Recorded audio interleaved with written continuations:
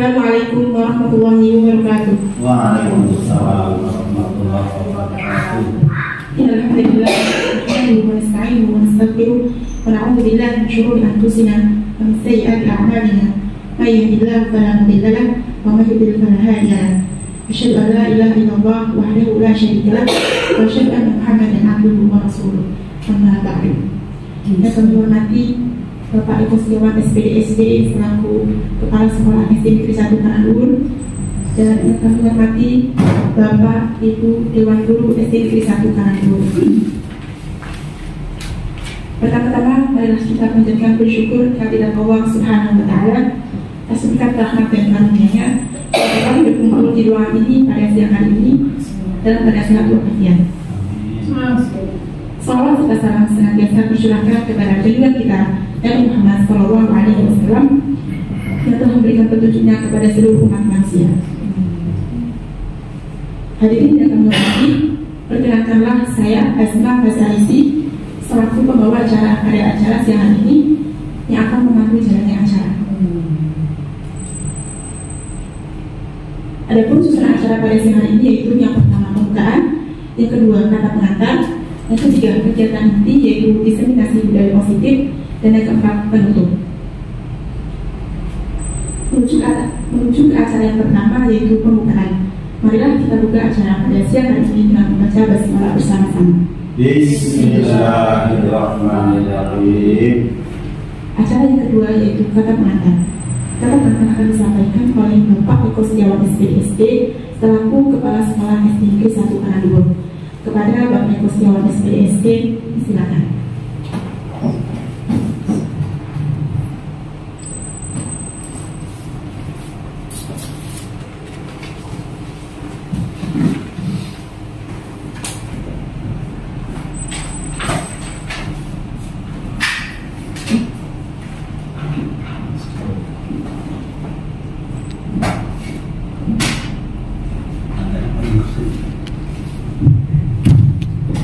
Assalamualaikum warahmatullahi wabarakatuh.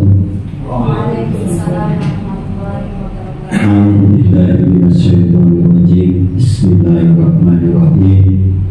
Alhamdulillahirabbil alamin. Wassalatu wassalamu ala asrofil anbiya'i wal mursalin sayyidina wa maulana Muhammadin wa ala ahlihi wa ashabihi ajmain, amma ba'du. Bapak dan Ibu Guru yang kami muliakan dan sangat kami hormati, Ibu narasumber, Ibu Heni Minasih SPD yang kami banggakan. Terlebih dahulu sebelum kita memulai acara, marilah kita senantiasa memanjatkan rasa syukur kita kepada Allah Subhanahu wa Ta'ala bi qaulina alhamdulillahirabbil alamin. Berkat limpah rahmat, taufik, hidayah, inayah dan barokahnya kepada kita semuanya, sampai siang hari ini kita bisa menikmati panjang umur, sehat walafiat, tak kurang suatu apa, dan masih diberikan kesempatan bisa berkumpul di aula kelas 6 dalam acara kegiatan diseminasi budaya positif SDN 1 Karanduul.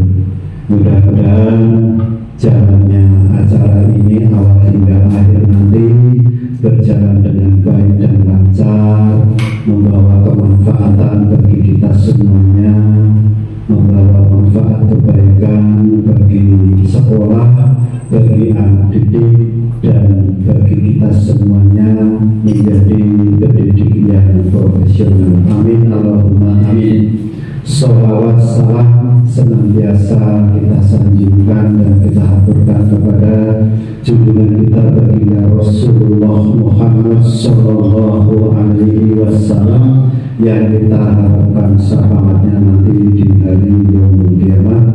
Dan semoga kita yang hadir di sini insya Allah akan mendapatkan jaminan syafaatnya nanti di hari kiamat. Amin Allahumma amin. Bapak Ibu Guru yang kami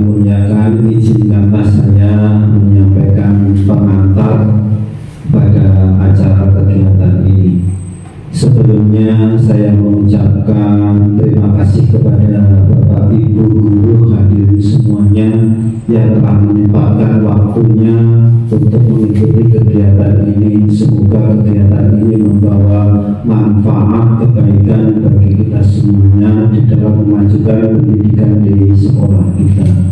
Selanjutnya, Bapak Ibu yang kami hormati,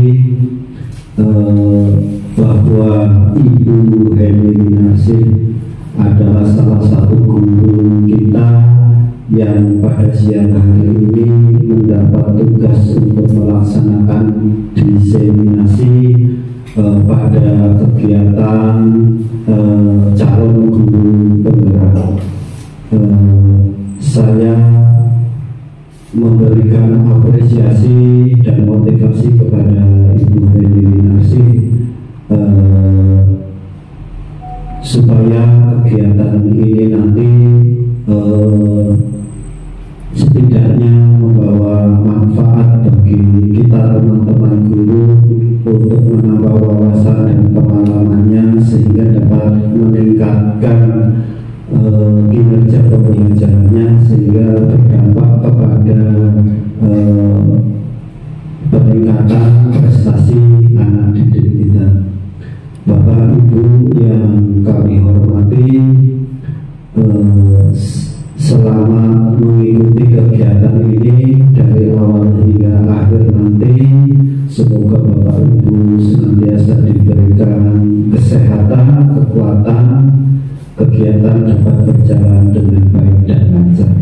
Bapak Ibu yang kami hormati, mungkin nanti selesai kegiatan ini akan kita lanjutkan dengan kegiatan yang lain. Kiranya hanya itu sebagai pengantar dari kami. Banyak kekurangan dan kesalahannya kami mohon maaf yang sebesar-besarnya. Billahi taufiq wal hidayah wal inayah. Wassalamualaikum warahmatullahi wabarakatuh. Selanjutnya waktu saya kembalikan kepada pembawa acara.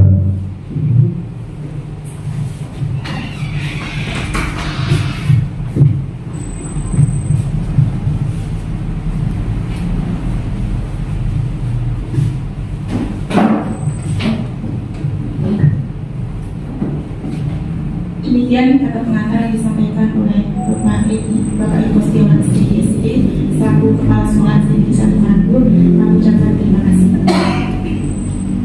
Acara yang ketiga yaitu kegiatan inti diseminasi budaya positif. Diseminasi budaya positif akan dipaparkan oleh narasumber Ibu Heliminasih SPD. Kepada Ibu Heliminasih SPD, silakan. Assalamualaikum warahmatullahi wabarakatuh. Waalaikumsalam warahmatullahi wabarakatuh. Yang terhormat Bapak Eko Setiawan SPD SD selaku Kepala Sekolah SD Negeri 1 Karangdur, yang saya hormati Bapak dan Ibu guru serta karyawan-karyawati SD Negeri 1 Karangdur. Puji syukur kehadirat Allah Subhanahu wa Ta'ala yang telah melimpahkan rahmat-Nya kepada kita semua, terutama nikmat sehat dan sempat, sehingga pada kali ini kita dapat berkumpul di ruang kelas 6 dalam rangka diseminasi budaya positif di SD Negeri 1 Karangdur. Terima kasih saya ucapkan kepada Bapak Ibu guru semua yang sudah meluangkan waktu dan kesempatannya pada hari ini. Perkenankanlah saya berdiri di sini untuk menyampaikan pemaparan, pemahaman dan penerapan pengalaman budaya positif yang sebetulnya adalah tugas dari calon guru penggerak angkatan 10. Namun di sini saya yakin Bapak dan Ibu guru semuanya sudah sangat memahami dan sudah melaksanakan budaya positif di sekolah kita. Bagaimana? Ya Pak tidak Bapak Ibu? Iya, masih semangat? Semangat. Semangat. Jika saya mengatakan SD Negeri 1 Karangdur, jawabnya apa? Ceria. Bisa Bapak Ibu? Ya. SD Negeri 1 Karangdur, ceria.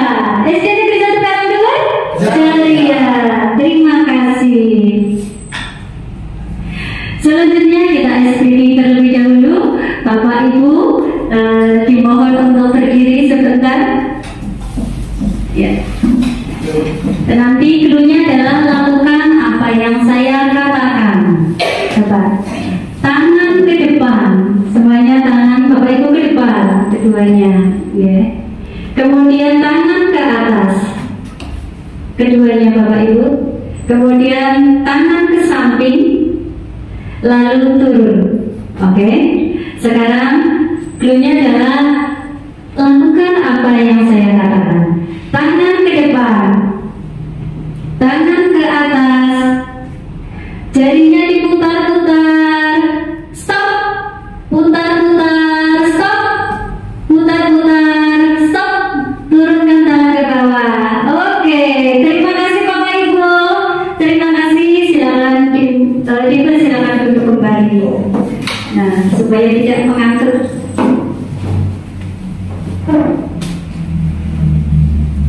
Ya, selanjutnya adalah menyebarkan pemahaman dan penerapan pengalaman budaya positif.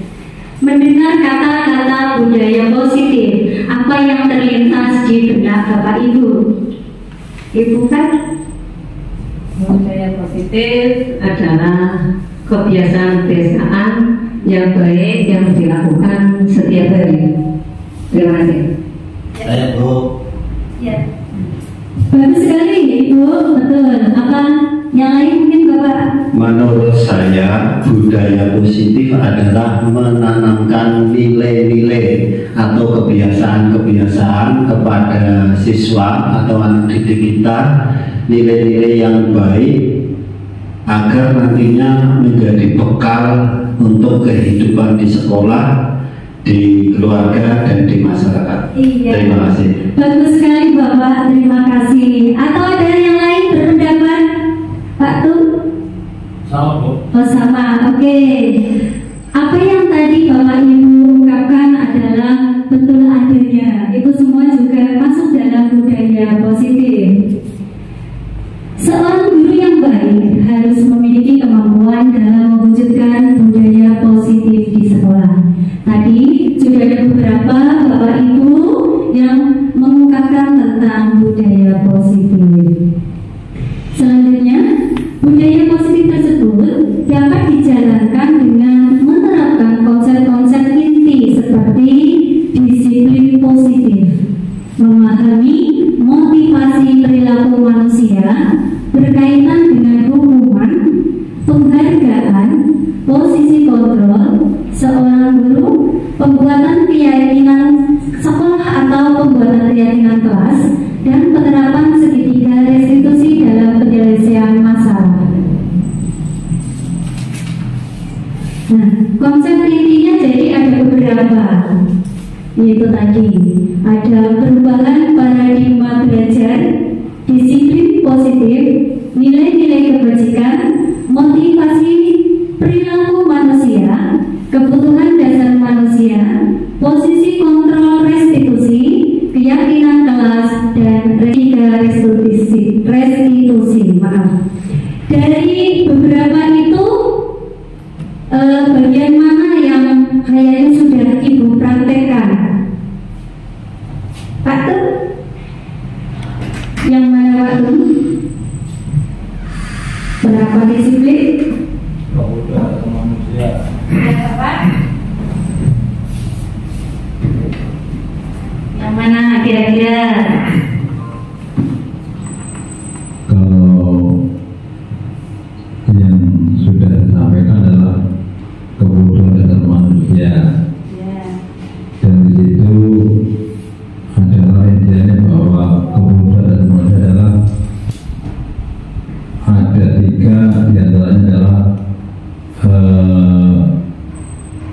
kebutuhan tempat tinggal, kebutuhan makanan, dan kebutuhan sandal. Nah, yang itu ketiganya itu harus terpenuhi. Tanpa terpenuhi semuanya, maka kehidupan akan tidak seimbang. Misalnya kebutuhan makanan terpenuhi, tetapi keduanya kebutuhan sandal dan kehidupan tidak seimbang, ataupun misalnya ada dua kebutuhan terpenuhi, tapi satu tidak terpenuhi juga tidak akan seimbang kehidupannya. Demikian. Oke, terima kasih Pak Tum. Tepuk tangan untuk Pak Tum. Ya, benar Bapak. Dan nanti kita juga akan belajar bersama-sama, nggih. Saya di sini tidak akan menggurui, tetapi saya hanya menyampaikan dan kita saling sharing seperti itu, Bapak Ibu. Selanjutnya tentang perubahan paradigma belajar.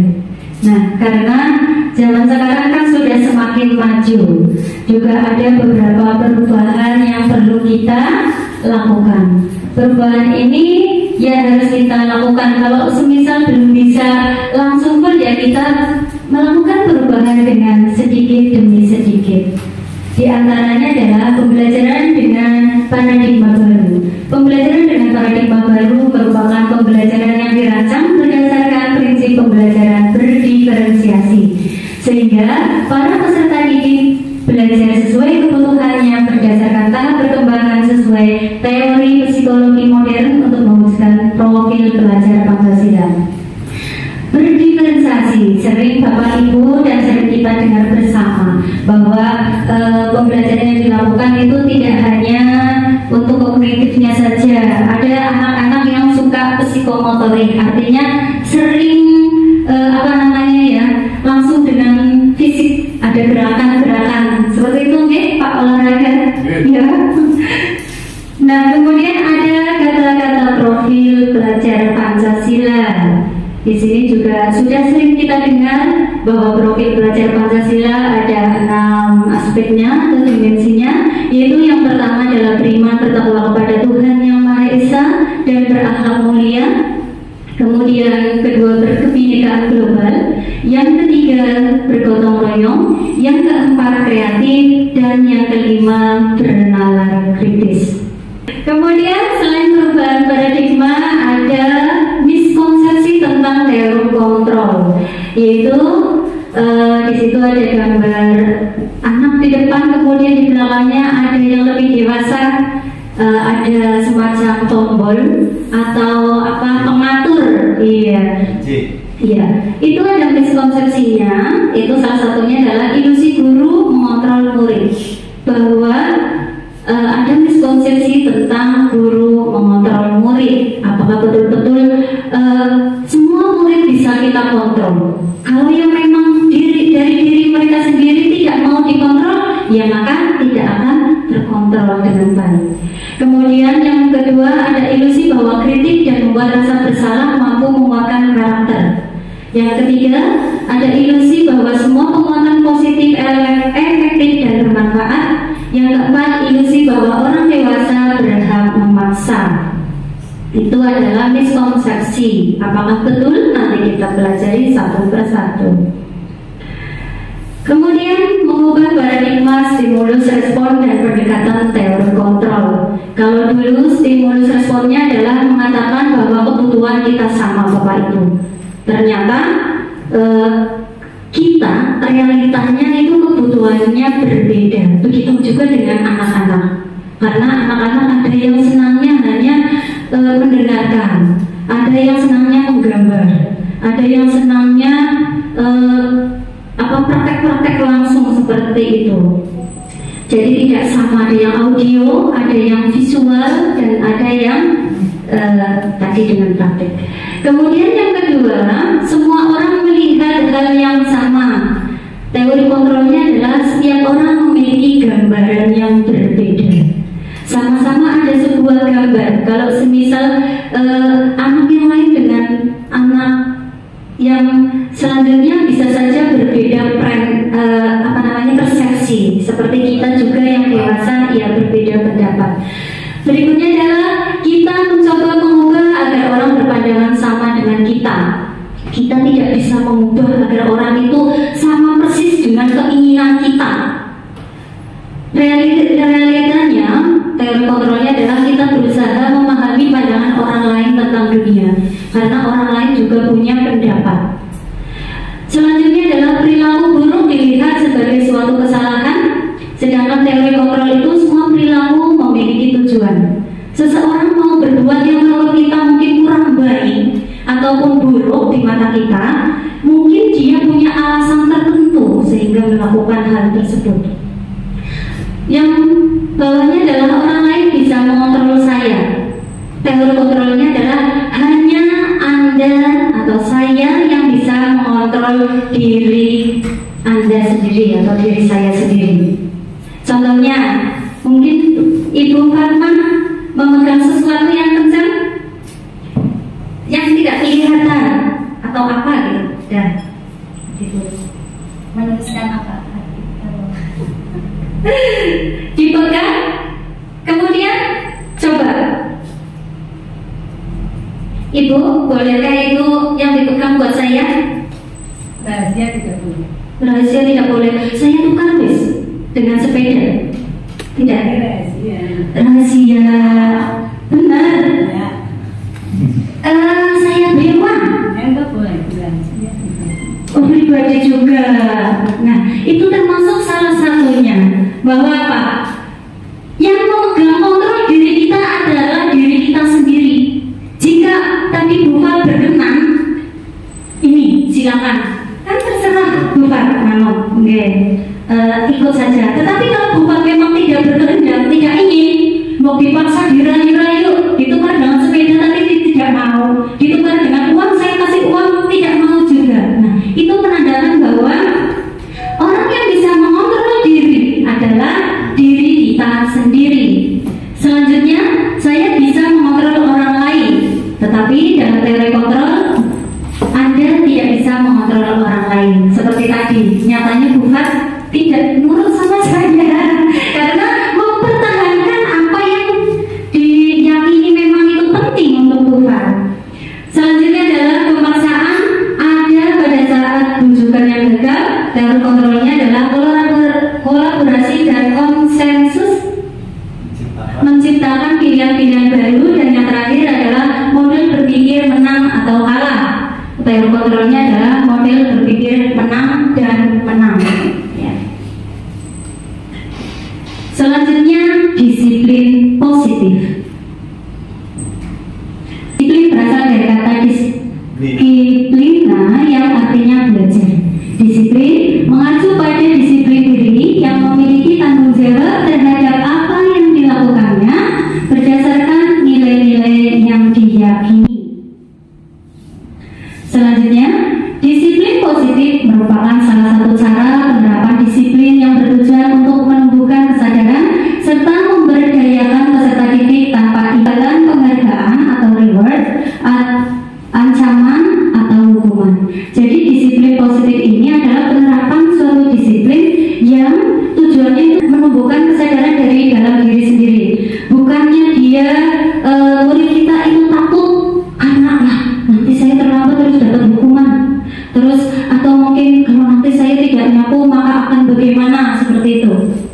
Jadi adanya disiplin positif itu menumbuhkan dari kesadaran diri sendiri, bukan karena orang lain. Selanjutnya, disiplin positif ini adalah cara penerapan disiplin yang mengajarkan anak bertanggung jawab dan menumbuhkan kesadaran diri berdasarkan nilai-nilai kebajikan. Seperti tadi, memang kalau sudah sadar dari dirinya sendiri, maka anak-anak akan bertanggung jawab tanpa disuruh, tanpa apa, sudah sadar dan melaksanakannya dengan penuh tanggung jawab. Kemudian dengan disiplin positif ini lebih ke arah disiplin diri yang dapat mengontrol diri dalam melakukan segala tindakan.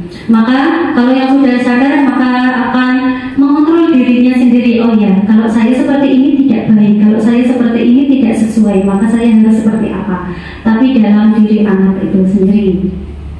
Kemudian dapat membuat murid memahami dan menyadari berdasarkan motivasi internal, bukan akibat paksaan atau pujian atau hukuman. Ini upayanya adalah tujuannya adalah biar anak sadar dari dalam diri, dari internal, bukan karena ingin dipuji. Nanti kalau rajin, saya dipuji sama Pak Guru, sama Bu Guru, kemudian saya dapat hadiah, atau nanti kalau saya melakukan kesalahan nanti dapat hukuman. Itu tidak seperti seperti itu. Selanjutnya, sebagai pendidik, tujuan kita adalah menciptakan peserta didik yang memiliki disiplin diri sehingga mereka berperilaku mengacu kepada nilai-nilai kebajikan universal dan memiliki motivasi intrinsik dalam perubahan perilaku ke arah yang lebih baik. Tadi ada kata-kata nilai kebajikan. Nilai kebajikan itu apa? Kira-kira apa ya? Ada yang ingin menambahkan? Ada yang ingin mengutarakan nilai kebajikan? Kebajikan. Apa Bapak? Oh iya. Terima kasih.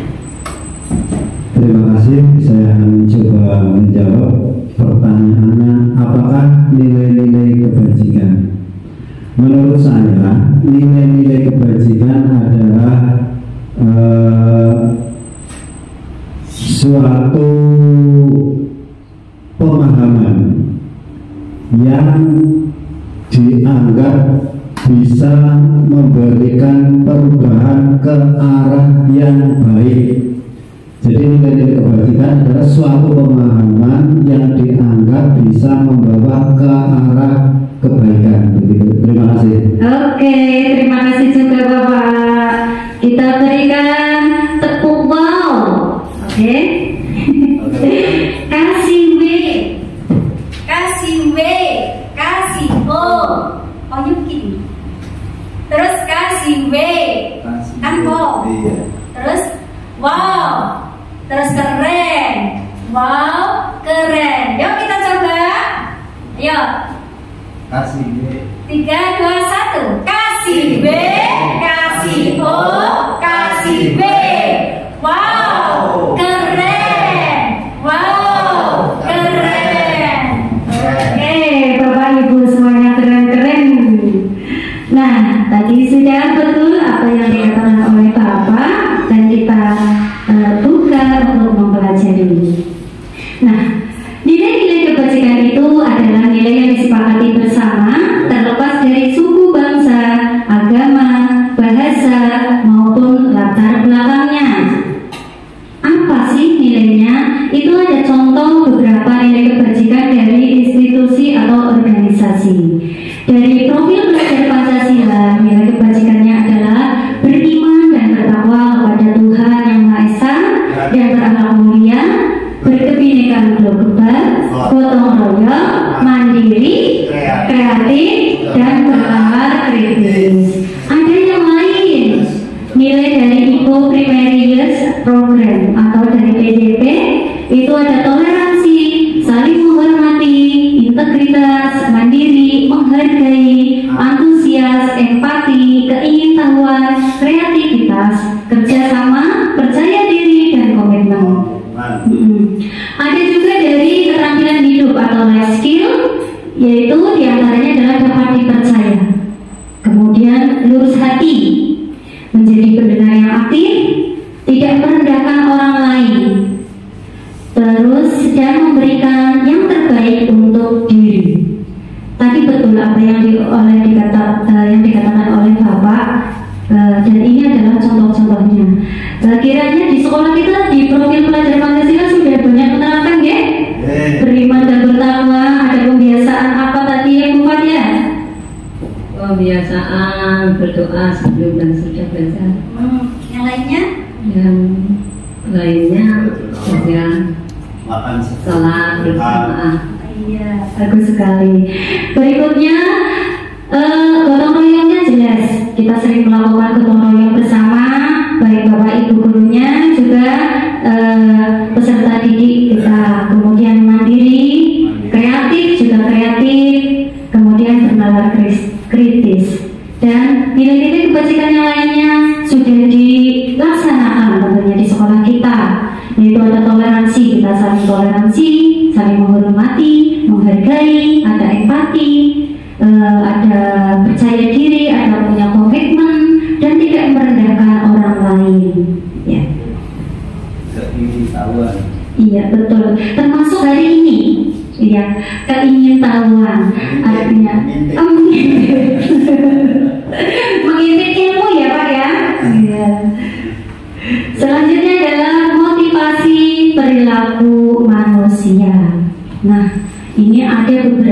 motivasi perilaku manusia. Menurut siapa ya, Bapak Ibu, mungkin ada yang mau mengutarakan kira-kira motivasi perilaku manusia itu karena apa? Manusia atau kita atau anak-anak itu berbuat sesuatu, alasannya itu apa?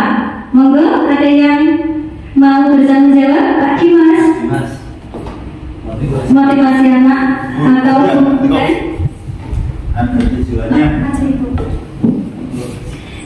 motivasinya anak melakukan sesuatu kira-kira karena apa? Ya, kenapa anak berbuat seperti itu? Motivasi anak berbuat sesuatu itu berdasarkan hati nurani mereka sendiri. Contohnya, kalau di kelas bawah, kelas 1 itu kalau belum saya tanya, mereka sudah kreatif, berbicara sendiri, bercerita sendiri apa yang mereka alami sebelum mereka berangkat sekolah. Kadang-kadang kalau menurut saya mungkin tidak penting, tapi sebagai guru kita harus mendengarkan apa curahan hati mereka semua. Terima kasih. Iya, terima kasih kembali Ibu, jawabannya bagus sekali. Dan Ibu bagian yang penyabar dan menjadi pendengar yang aktif tadi ya, untuk putra putrinya di kelas 1. Curhat dong Bu Guru, gitu ya. Ya, selanjutnya kita akan pelajari apa sih sebenarnya motivasi perilaku manusia. Nah, motivasi perilaku manusia itu sebenarnya ada 2, yaitu motivasi eksternal, yaitu yang berasal dari luar, dan motivasi internal yang berasal dari dalam diri sendiri. Contoh motivasi eksternal yaitu untuk menghindari ketidaknyamanan atau hukuman. Anakku saya berbuat seperti ini, biar nyaman aja lah, biar aman. Kenapa? Biar tidak dihukum. Iya. Berikutnya, kenapa kamu berbuat seperti itu? Saya ingin dapat bintang nanti dari Bu Guru, ya bukan ya? Mengumpulkan bintang yang banyak. Kemudian saya ingin dapat imbalan, saya ingin dapat hadiah seperti itu. Itu masih termasuk motivasi eksternal. Nah, kalau yang motivasi internal ini adalah mereka menghargai diri sendiri dengan nilai-nilai yang mereka percaya. Jadi sudah ada dalam hatinya, sudah menumbuhkan kesadaran dan mereka percaya sesuatu yang diyakininya itu, sehingga melakukannya dengan penuh tanggung jawab. Nah, dengan motivasi internal ini, bagaimana cara untuk menumbuhkan motivasi internal pada anak-anak kita, kepada murid-murid kita? Ternyata ini menghindari hukuman dan pemberian penghargaan berlebihan agar meminimalisir motivasi eksternal dalam diri murid. Kalau anak sering umpamanya dihukum terus, nanti apakah punya akibatnya? Iya, berakibat. Kemudian apakah kalau misal diberikan penghargaan terus, apakah itu baik? Belum tentu. Karena apa? Nanti jadinya kayak kecanduan ya. Wah, mulai hari ini saya nggak mau melakukan itu karena hari ini tidak ada hadiahnya. Kemudian nanti hadiah termasuk itu hukuman. Hukumannya bagi siapa? Bagi yang mereka tidak pernah mendapatkan hadiah itu. Lah, paling-paling yang dapat itu ya si A, paling-paling yang dapat itu ya si B. Itu jadi hukuman bagi mereka yang tidak mendapatkan. Nah, selanjutnya ada hukuman, konsekuensi, dan restitusi. Apa sih bedanya? Hukuman, di situ kalau hukuman tidak ada rencana atau tiba-tiba. Murid tidak tahu apa yang akan terjadi atau tidak dilibatkan. Kemudian hanya bersifat satu arah, bisa berupa hukuman fisik atau psikis. Contoh, tiba-tiba ada murid yang datang terlambat. Hei kamu, sini,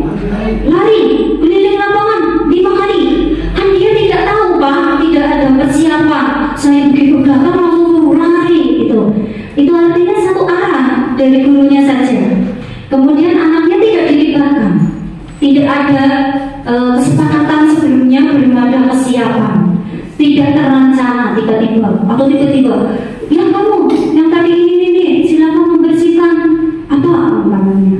Itu kan satu arah. Selanjutnya adalah konsekuensi. Sebenarnya konsekuensi ini agak lebih baik daripada hukuman, yaitu terencana, disepakati sesuai peraturan, murid tetap diburu, tetapi murid masih merasa tidak nyaman.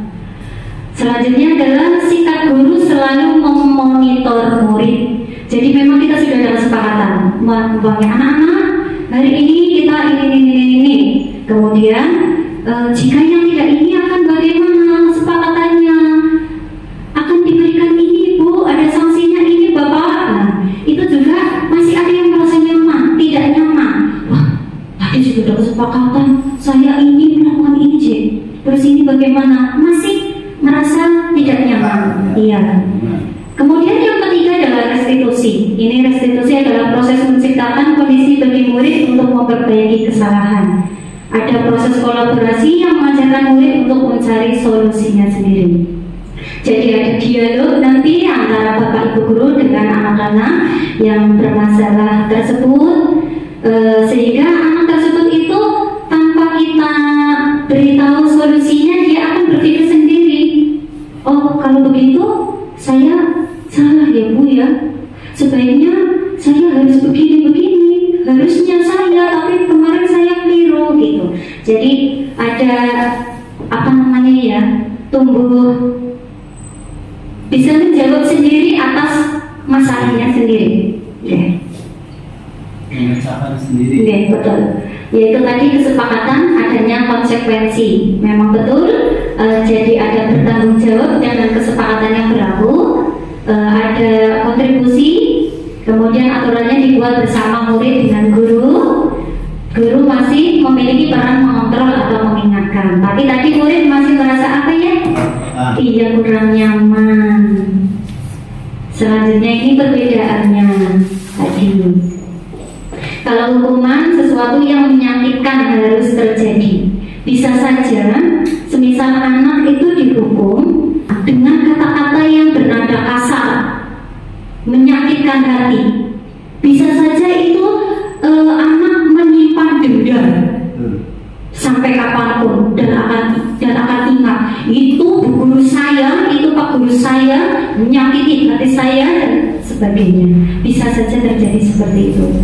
Sedangkan konsekuensi itu sesuatu yang harus terjadi. Kemudian hukuman membuat anak sakit, baik sakit hati ataupun fisik. Fisiknya bisa disuruh muter-muter, terjatuh, kesleo, nah itu juga bisa melibatkan namanya sakit fisik.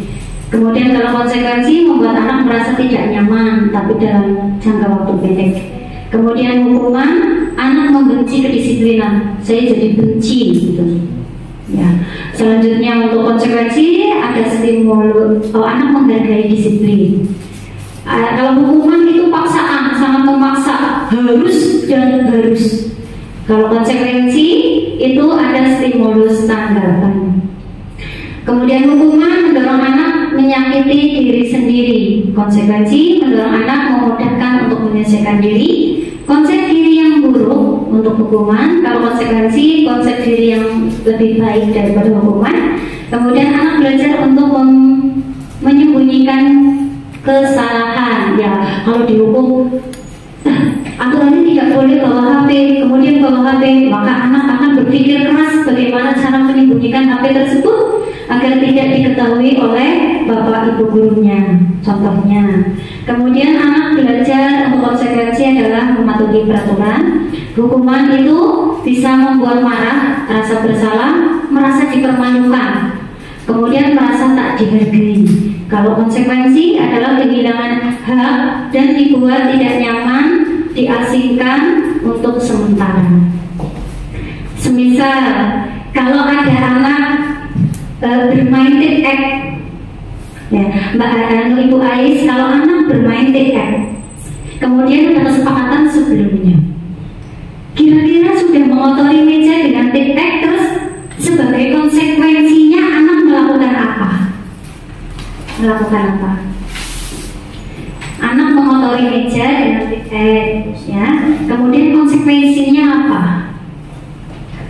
Apa yang harus dilakukan anak? Kalau misal sudah ada kesepakatan, siapa yang memotori meja maka akan kira-kira akan bagaimana? Bagaimana Bapak? Membersihkan. Bagaimana kalau siapa Ibu Ais? Dibersihkan Iya, anak tersebut yang mencoret-coret meja dan membersihkan sendiri. Iya, bagus sekali. Terima kasih. Nah, ini adalah contoh dari konsekuensi. Selanjutnya, sekarang ada tanya jawab Bapak Ibu, kira-kira nanti hukuman atau konsekuensi Bapak Ibu menetap. Yang pertama, mencatat 100 kali di dalam buku kalimat saya tidak akan terlambat lagi karena terlambat sekolah. Kamu terlambat kali dulu.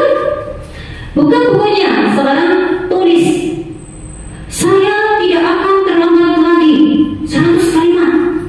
Hukuman. Ayo dijawab Pak atau Ibu yang pegang itu. Hukuman atau konsekuensi? Hukuman Bu. Ayo Pak Tul, silakan Pak Tul. Hukuman. Terus pakai minyak. Itu menurut kami adalah hukuman karena anak merasa jerah setelah itu karena dari kalimat-kalimat guru atau orang lain yang memberikan sikap. Iya betul. Satu paksaan, satu arah ya Pak. Kan mungkin tidak terduga oleh anaknya. Apa? Disuruh nulis 100 kalimat begitu. Apakah betul jawabannya? Bagaimana? Tepuk tangan untuk Pak Tul. Selanjutnya, bawahnya lari mengelilingi lapangan basket 2 kali karena terlambat hadir di sekolah. Lagi-lagi kamu ya si A terlambat lagi. Lari keliling lapangan 2 kali. Bagaimana ini guru olahraganya? Ayo, bagaimana Bapak? Hukuman atau konsekuensi? Ya, tadi. Hei kamu terlambat lagi. Saya itu hukuman Bu. Iya. Kita lihat apakah jawabannya hukuman. Teng. Iya. Hukuman. Betul sekali. Yang ketiga, murid diminta untuk push up 15 kali karena tidak menggunakan masker ke sekolah. Kamu tidak menggunakan masker ke sekolah. Sekarang push up 15 kali. Bagaimana Ibu?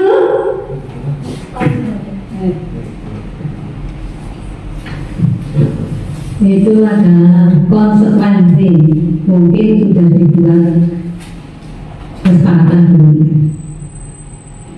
Ya, hanya tidak menggunakan masker, kemudian push up. Kita lihat. Kalau disosialisasikan dulu ya. Ya, kalau disosialisasikan dulu, mungkin konsekuensi. Kalau tidak, berarti hukuman. Iya, ternyata hukuman. Mungkin di sini sebelumnya tidak disepakati dulu. Itu yang tadi mengelilingi lapangan basket 2 kali karena terlambat hadir di sekolah. Kalau itu disosialisasikan terlebih dahulu, itu juga merupakan konsekuensi. Iya. Tapi tadi saya dalam kalimat saya kan ada mengarah kemana? Iya, dalam kalimat saya iya. Selanjutnya, menggantikan kertas tugas teman yang telah dicoret-coret tanpa sengaja. Ini yang sering ini Bu Subandia. Yang kelas 1 kadang-kadang ada anak yang mencoret-coret. Ya. Kamu sudah mencoret-coret kemudian menggantikan kertas temannya tersebut. Dan Konsekuensi kertas tugas teman yang telah dicoret-coret. Kalau menurut saya itu termasuk konsekuensi. Karena sudah dibuat kesepakatan, barang siapa yang mengganggu teman, contohnya tadi, mereka menghilangkan misalnya penghapus teman, dia akan menggantikannya. Dia menghilangkan pensil teman ataupun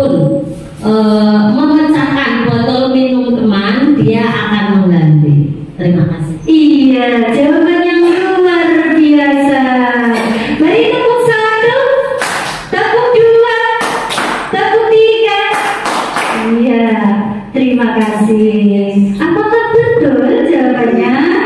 Kita lihat. Iya, betul. Selanjutnya, membersihkan tumpahan air di meja tulis karena tersenggol pada saat belajar.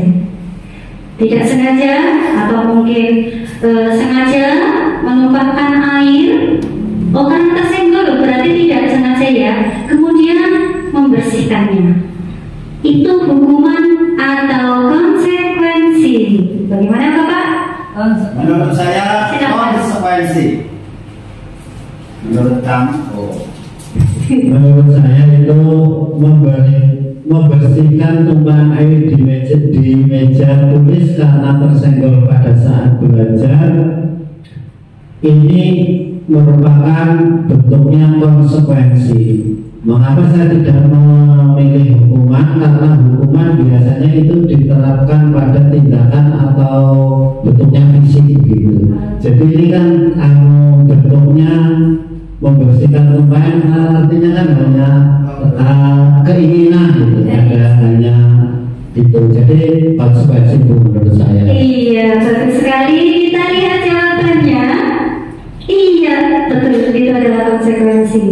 Dan selanjutnya yang terakhir, lari mengelilingi lapangan basket 2 kali karena terlambat 10 menit untuk pelajaran PJOK.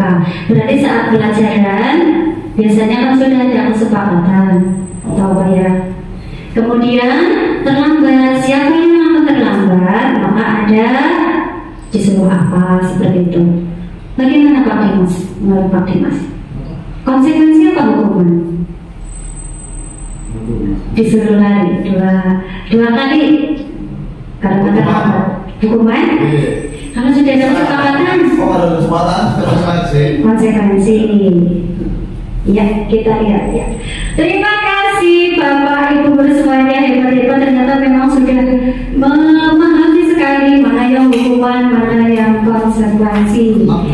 Mudah-mudahan nanti kita sudah mengurangi. Kalau misal saya mungkin kadang-kadang juga masih menghukum, tetapi nanti ya sedikit demi sedikit kita lakukan perubahan-perubahan untuk menjadi lebih baik lagi.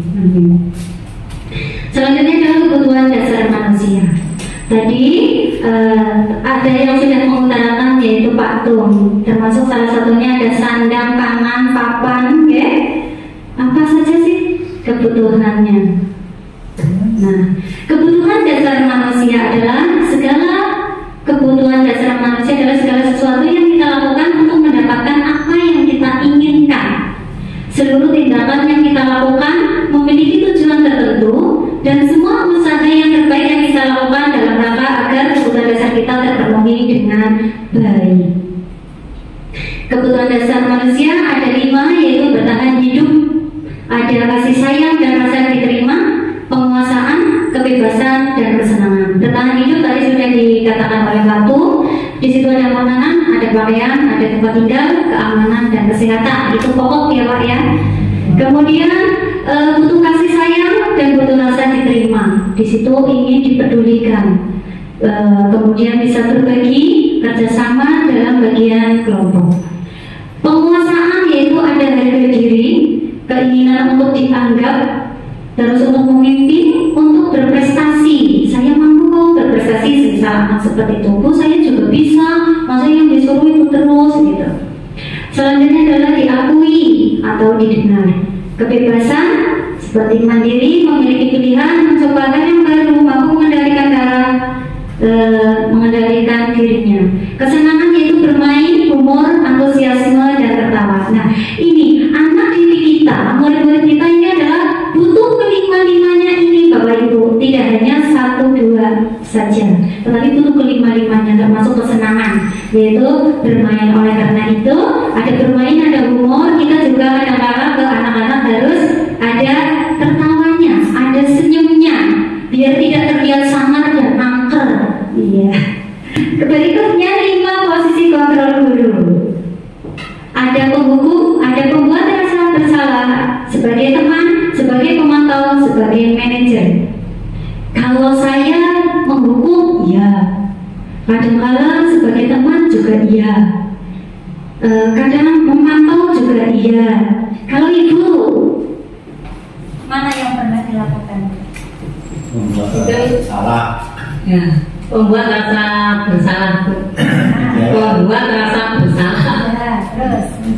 Teman yang sudah menghukum anaknya benar-benar sudah biasa. Iya.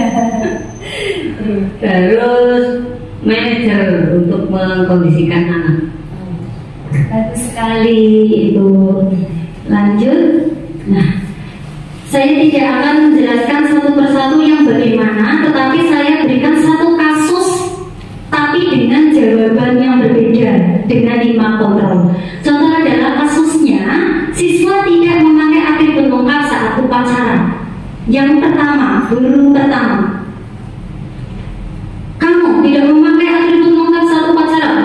Hormat pada tiang bendera, hormat pada bendera sekarang selama 1 jam. Itu sebagai penghukum. Kalimatnya jelas nih Pak, searah memaksa. Selanjutnya, yang kedua dengan kasus yang sama, tapi ibu gurunya atau bapak gurunya berkatanya berbeda kalimatnya.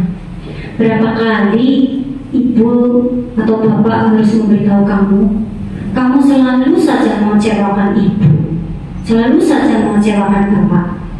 Itu membuat rasa bersalah, diam tapi ngerasa bersalah gitu anaknya.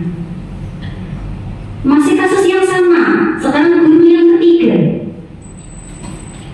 Karena ayo dong ikuti aturan sekolah, tolonglah bantu bapak, bantu ibu sekali ini ya.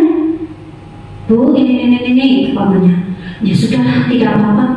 Tapi lain kali jangan berbuat seperti itu lagi ya. Nah, itu bahasanya ayo dong, kan sebagai teman. Ya, ini guru yang ketiga barusan ya. Yang keempat.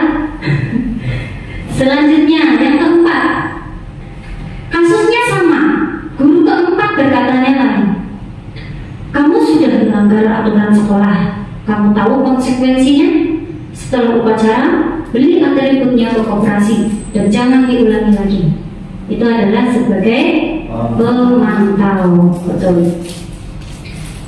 Selanjutnya, guru yang kelima, sama, kasusnya sama. Siswa tidak memakai atribut lengkap saat upacara, tapi berkatanya lain.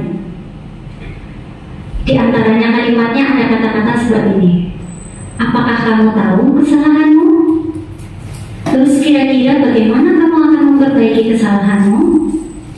Itu sebagai manajer. Dari kelima ini yang paling bagus menurut Bapak Ibu yang mana? Teman? Teman sudah bagus, tapi ada yang lebih bagus lagi. Yang terakhir sebagai manajer, tidak membuat rasa bersalah, tidak membuat takut, anak juga nyaman, tidak menyalahkan, tapi dia sadar sendiri akan kesalahannya dan akan mencari solusinya sendiri bagi dirinya sendiri. Selanjutnya, nah, posisi kontrol seorang guru. Nah, guru berbuat sesuatu bersama murid, mempersilahkan untuk mempertanggungjawabkan perilakunya, mendukung muridnya untuk menemukan solusi atas permasalahannya sendiri. Tadi ini sebagai manajer. Jadi posisi manajer ini mengacu pada restitusi yang dapat menjadikan murid sebagai manajer bagi dirinya sendiri, sehingga tercipta identitas positif atau berhasil pada diri murid. Selanjutnya, ini posisi kontrol apakah hari ini? Saya kecewa sekali dengan kamu. Ya, yang mana Bapak? Apakah sebagai penghukum, rasa bersalah, teman, pemantau, atau manajer? Menurut saya kecewa sekali dengan kamu itu identik dengan apa ya, merasa bersalah. Iya. Apakah betul kita intip jawabannya? Iya. Iya. Hebat sekali. Lanjut yang kedua. Kamu tidak pernah benar melakukannya. Bagaimana Ibu? Hukuman. Iya. Apakah hukuman? Kita lihat. Iya, betul, sebagai penghukum. Guru yang berkata seperti itu berarti sebagai penghukum. Lanjut yang ketiga. Apa rencana untuk menyelesaikan masalah ini? Ayo ditanyakan itu. Kamu berbuat seperti itu bagaimana? Untuk menyelesaikan masalah ini, Ya. Coba kamu punya. Ada benar ya? Jika anak posisi kontrol guru sebagai apa? Apakah sebagai pembuku? Apakah sebagai teman? Apakah sebagai pembuat rasa bersalah? Apa sebagai pemantau? Apa sebagai manajer? Manajer itu tidak menyalahkan, tidak apa? Biar anak kita ada jawabannya. Ya, sebagai manajer, tepat sekali. Dan yang selanjutnya, ayolah lakukan demi bapak, ayolah lakukan demi ibu. Apa itu? Sebagai teman, bagus sekali. Ya, artinya bapak ibu sudah menguasai ini semuanya, sudah bisa membedakan mana guru yang sebagai penghukum, pembuat rasa bersalah, sebagai teman, sebagai pemantau, dan sebagai manajer. Ini tadi kamu tidak pernah mendapatkan nilai jika tidak mengerjakan tugas. Neko, buatan garam, buatan diparingi biji, nopo. Sebagai apa? Hukuman?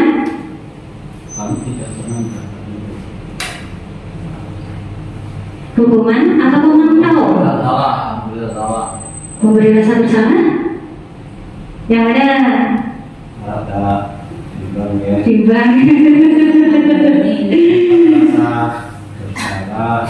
Hukuman Sebagai penghukum, sebagai penghukum kayaknya beda. Apa itu? Pemantau. Ya, sebagai pemantau kita lihat. Iya, betul, sebagai pemantau. Dipantau.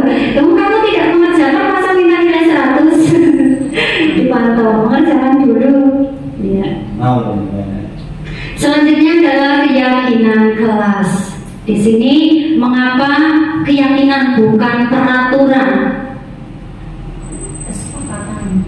Bagaimana Ibu? Bedanya itu keyakinan, kesepakatan, itu apa? Bedanya? Iya. Oh ya. Kalau keyakinan itu berarti sadar dari dalam dirinya sudah diyakini, tidak dipaksa. Ya, kalau kesepakatan berarti masih ada unsur lain, memang menyepakati. Iya, karena biar tidak terkena konsekuensinya, itu kesepakatan. Kalau kesepakatan tadi ada konsekuensinya, tetapi keyakinan kelas itu berasal dari dalam diri sendiri. Contoh seperti ini, Bapak Ibu. Bapak Ibu melakukan sholat, itu keyakinan untuk kesepakatan. Keyakinan, meskipun tidak diawasi, meskipun tidak diberi hadiah, tapi karena kamu sudah diyakini dari dalam hatinya, dari dalam diri sendiri, maka akan melakukan hal tersebut. Bapak Ibu guru atau anak-anak menghormati orang lain, itu termasuk keyakinan.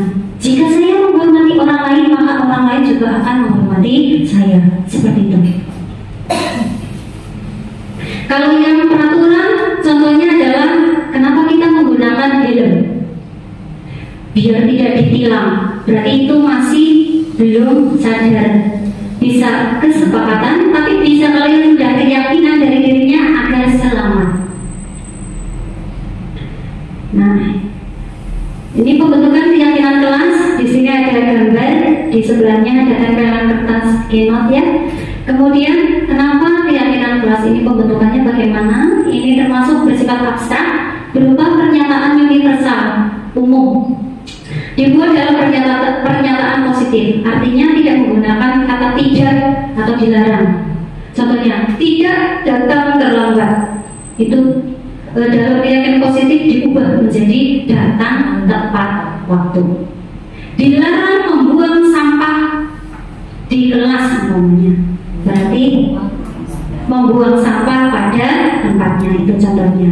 Kemudian jangan banyak-banyak, sedikit saja biar mudah diingat. Kemudian disesuaikan dengan lingkungan kelas atau sekolah supaya bisa dilaksanakan. Kemudian semuanya dilibatkan, tidak hanya 1-2 murid yang dilibatkan kalau dalam kelas, tetapi semuanya. Kalau dalam sekolah ya berarti warga sekolah yang dilibatkan. Selanjutnya adalah segitiga restitusi. Nah, ini ada segitiga restitusi, yaitu menstabilkan identitas, ada validasi kebutuhan, dan menanyakan keyakinan. Lanjut menstabilkannya ini dengan kata-kata, oh kamu berbuat seperti itu, ya wajar. Manusia itu tidak ada yang sempurna. Bapak Ibu guru juga pernah melakukan itu. Bapak Ibu tidak mau mencari siapa yang salah, tapi Ibu ingin mencari solusi dari masalah ini. Kamu berhak kok merasa seperti itu, merasa tidak terima, kamu marah gitu. Ini ada kata-katanya. Ini proses pembelajaran. Kesalahan, meyakini kesalahan itu proses pembelajaran. Tidak apa-apa, namanya juga belajar. Kenapa kamu takut untuk salah? Tidak usah takut, karena itu proses belajar. Selanjutnya adalah validasi tindakan yang salah. Ini prinsip-prinsip perilaku untuk memenuhi kebutuhan tertentu. Bergeser dari pemikiran stimulus respon menjadi proaktif, mengenali kebutuhan murid untuk memperbaiki hubungan dengan murid. Ini ada kata-kata apa? Oh, kamu melakukan hal itu, tentunya kamu punya alasan. Boleh Ibu diberitahu alasannya apa kamu berbuat seperti itu?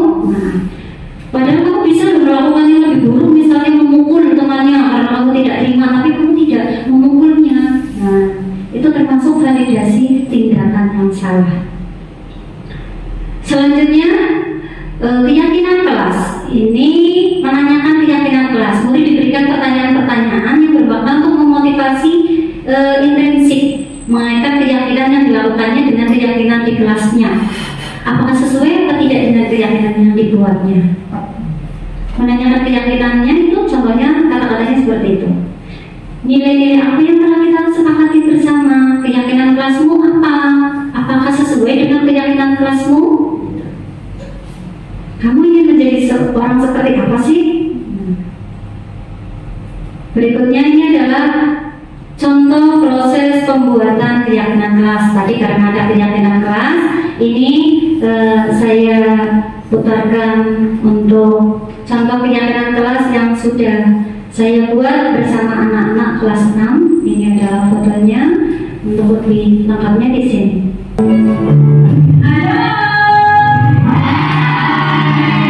Sebelumnya, assalamualaikum warahmatullahi wabarakatuh.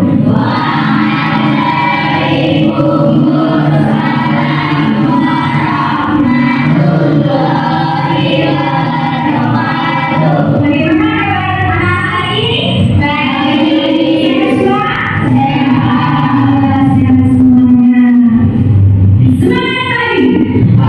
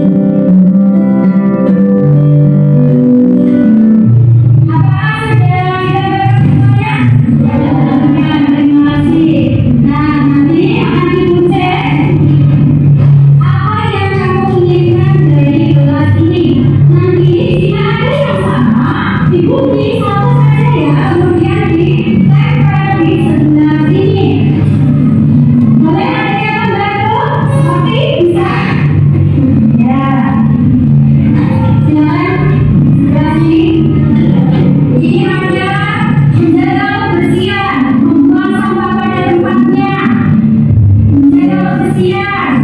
Menjaga kebersihan. Salah satu ya, Ibu ambil. Silakan. Tidak terlambat. Jangan tepat waktu. Jangan tepat waktu. Boleh. Nih. Berikutnya, saling menghormati, saling menghargai, menghormati, menghargai. Oke, ambil satu. Selanjutnya, pamit saat keluar kelas, pamit dahulu. Ya, boleh. Satu.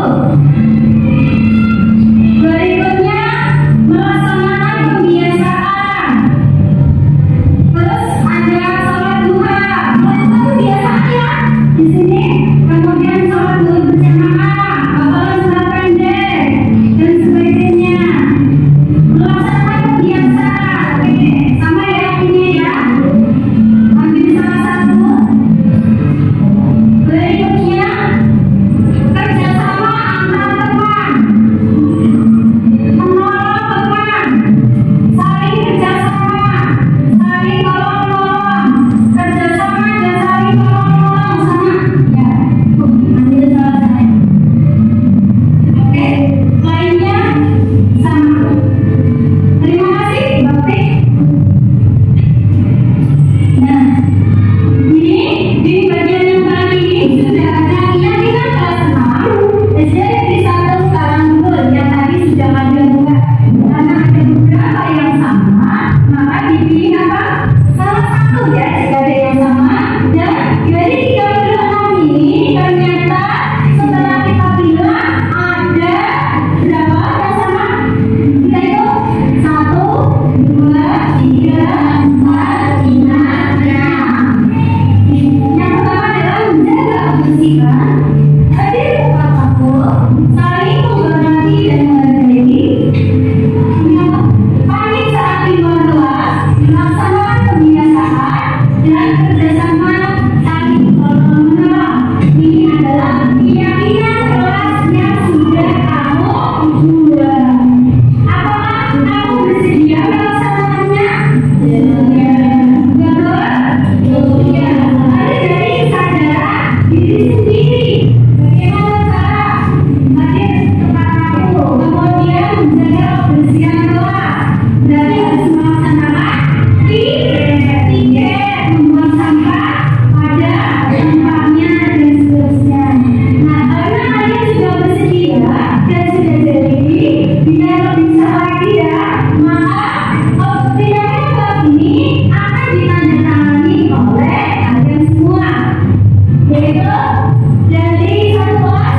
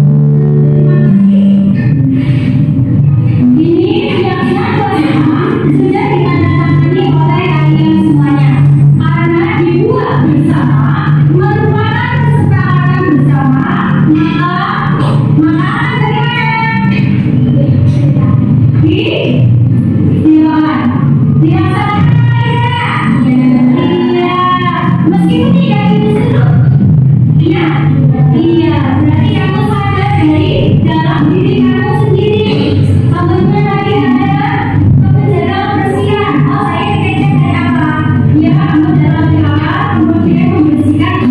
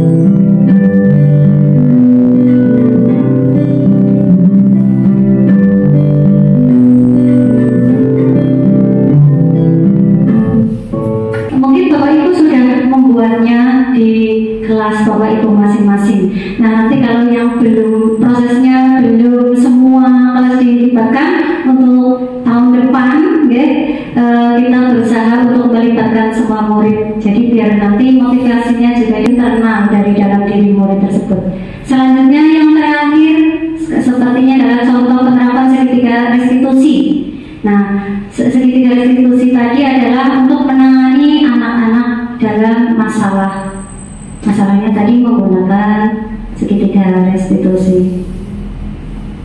Yang pertama ini kasusnya adalah Aisyah tidak terima pekerjaannya dicontek oleh temannya. Ia marah dan tidak mampu menahan emosinya. Terus bagaimana kasus tersebut jika diatasi dengan restitusi masalah? Ini ada salah satu contoh, tapi tidak harus seperti itu kalimatnya.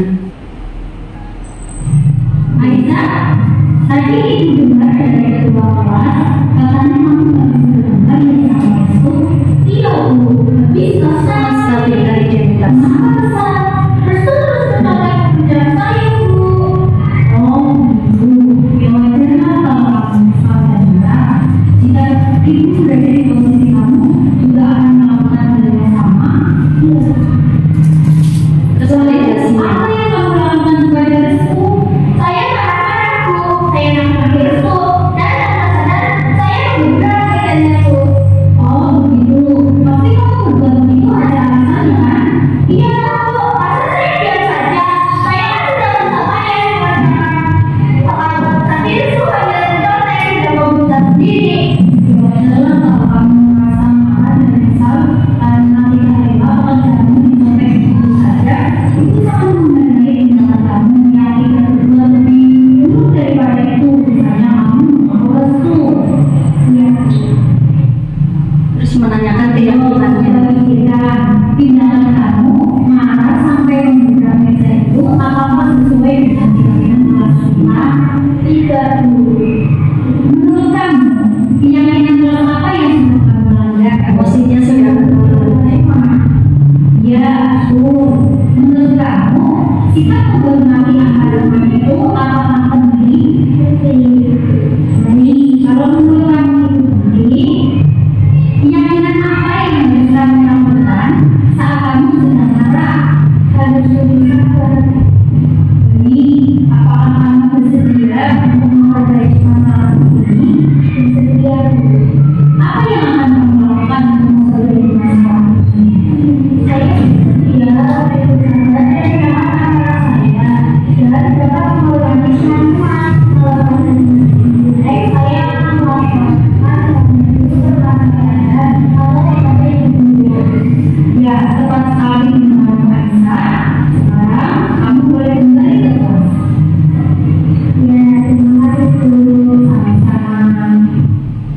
ada menstabilkan identitas, kemudian ada validasi dan menanyakan keyakinan kelas. Awalnya masih marah-marah, masih meredah, kemudian lama-lama akan meredah tadi. Dari tenaga bicaranya juga sudah terlihat untuk menjadi lebih sabar. Selanjutnya adalah kasus yang kedua, Bapak Ibu. Ini Tiko yang sering terlambat sehingga banyak pelajaran yang tertinggal. Tiko, menurut ingat kamu, sudah berapa kali kamu sudah lambat? Sering terlambat, apa ini kesalahan? Baik, Tiko, berbuat kesalahan itu manusiawi. Setiap orang pasti pernah berbuat salah. Yang terpenting, kita bisa belajar dari kesalahan tersebut dan berusaha untuk memperbaiki. Apakah kamu setuju? Tiko, kalau kamu setuju, mari kita cari solusinya bersama. Tiko sering datang terlambat, pasti punya alasannya. Kenapa sih Tiko sering datang terlambat? Karena saya sudah berjalan dulu, sambil sampai Kamu tahu yang kita sepakati? Kalau terlambat datang sekolah, sesuai dengan yang kita tidak. Oke, menurut kamu, yang benar apa yang sudah kamu langgar? Menurut kamu, disiplin itu penting apa?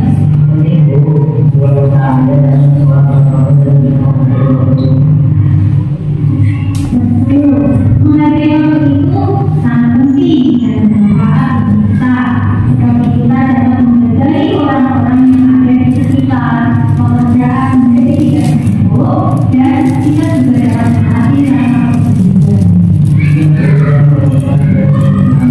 melatih rasa perlindungan.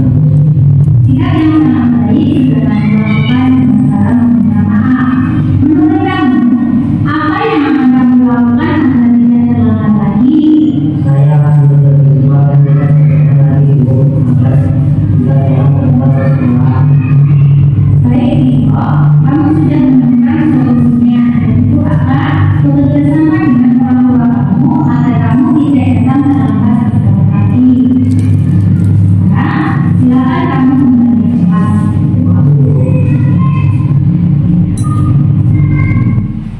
Ya, itu adalah dua contoh kasus yang menggunakan restitusi, Bapak Ibu. Dari apa yang saya lihat, memang mereka lebih menyukainya dibandingkan saya langsung dengan bentakan atau dengan hukuman langsung yang lebih, atau menggunakan kalimat yang menurut mereka mungkin lebih kurang disuka. Saya Aisyah kelas 6. Saya senang sekali diajak diskusi oleh guru untuk dapat mengendalikan diri dari amarah karena perilaku teman sekelas. Saya harus banyak belajar sabar dan dapat menghormati teman-teman. Nama saya Taufiko. Terima kasih Ibu Guru. Saya senang sekali diajak diskusi dengan Ibu Guru untuk menemukan solusi atas kesalahan yang telah saya lakukan. Saya tidak akan datang terlambat lagi ke sekolah. Demikian tadi Bapak Ibu Guru untuk diseminasi budaya positif di sekolah kita, khususnya yang sudah saya laksanakan.